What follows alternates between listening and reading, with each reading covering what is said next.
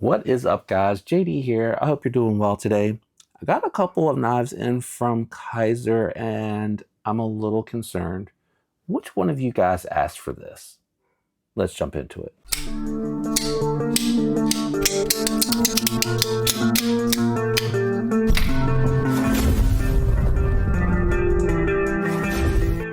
All right, guys, so what has me confused? We have a couple of mini Bulldogs from Kizer in here, and I'm trying to figure out why. The Bulldog was not a very large knife to begin with. I would call it medium at best. It would almost be more of a medium. These are very, very small, guys. You see how tiny they are, right? Like I can guess which hand, which one's in, kind of thing on there. Why are we asking for these? Help me understand down in the comments below why we need something this small. Anyway, let's get into the ones that we got here. So we got a couple of options. We have a coated stone-washed D2 blade version with green G10, your typical G10 in black, green G10 in black. That seems to be very common in the budget world here. You got the clutch lock mechanism on here. Does not look like it's adjustable at this size. Let me grab my Arc Field Ultra here and have a look down in there and see if I can see. Not adjustable, not adjustable. So just the clutch lock mechanism, no adjustment on this particular one. For me, it is a 3.5 finger knife. I do not land in any of the appropriate landing zones on this particular one. Middle finger lands directly on the back hump. Front finger lands directly on the front hump. And the ring finger has a nice landing spot here, but the pinky lands on the last hump. I definitely feel the sharpness of the blade back on the sharpened edge on the back of my index finger. And then same thing here, except on this particular one, you have Nitro V blade steel that has been stone washed. They do a beautiful stone wash on there. I love their stone wash. Nice heavy pelting on there. Good factory edge. Sharpening tool is a little close on it as well. Clutch lock mechanism. I do enjoy Kizer's micarta a bunch on here. Both of these have hollowed out nested steel liners. Neither one appear to be adjustable. Let me just double check for some weird reason if they did one and not the other. And this one's really hard to see. It's so linty in there. All right, let's see if we can see. This one is adjustable. This one is adjustable. Let me see if I can get the right angle for you to see that. Maybe I just didn't see it because of how dark this one is. Oh, this one is adjustable. I was not looking in the right area. So hopefully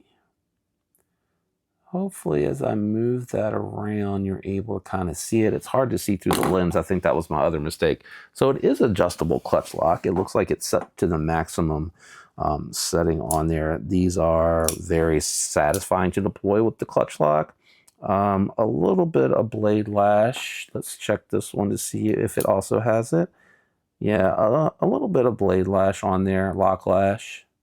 That's all free play. All free play, kind of like the Drop Bear. There's been some models that I've gotten from them that doesn't have that I think they do a little bit of a better job with, and some that do. I run into the same issue here. I'm landing right on the hump with the index finger, middle finger landing right on the second hump, and then the pinky landing on the back hump. So this one's just not comfortable for me at all. But again, I just would like to know who of you that bought the initial Bulldog thought that it was too big and bulky to where you wanted the mini Bulldog. And again, I'm not against mini knives. You guys know I have really complimented miniature knives that I worried about coming in that I thought would not be comfortable ergonomically. These are not comfortable ergonomically for me at all. You do have the, as I mentioned, the adjustable clutch lock. You do have bearings in the pivot. And the action is satisfying, even though it does have that lock lash on it. You know, if you just go to rip it right away, it'll deploy, and you can use the lock mechanism to deploy it as well. Let's see. Yeah, you can slam it open, one-handed deployment, very well covered. Let's do some quick size comparisons, guys. All right, here it is with the Spyderco Bodacious and the ProTech TR3 Integrity. Here it is next to the Kizer Militao and Mini Momo. All right, guys, let's go ahead and wrap it up with my final thoughts and impressions on the Mini Bulldog. What I take into account is going to be the fit and finish, the action and cutting performance, the ergos, and the aesthetics. Having said that, I do grade on a scale of 1 to 10, but these are very budget-friendly options here with G10 micarta, with Nitro V and D2 steel, with steel hardware and steel liners. So they could not score any higher than a 7 on my scale because of those limiting factors. I keep everything above 7 for super steels and exotic materials that are used to finish the knife. Fit and finish, really good on here. Action is good. Cutting performance, nice thin slicey blades on here with good factory edges. I'm not going to deny that they do cut well. Ergonomically, these are disastrous. For me, they are just not comfortable. I would strongly encourage and urge you to steer towards the regular Bulldog. I think that one is going to be more up your alley. I think even with smaller hands, that one's going to be more comfortable. You'd have to have teeny tiny hands for this one. I think for the ladies, this would probably work very well. But for guys, unless your hands are that small, I would not recommend this one. So for me, I'm actually going to go 4.2.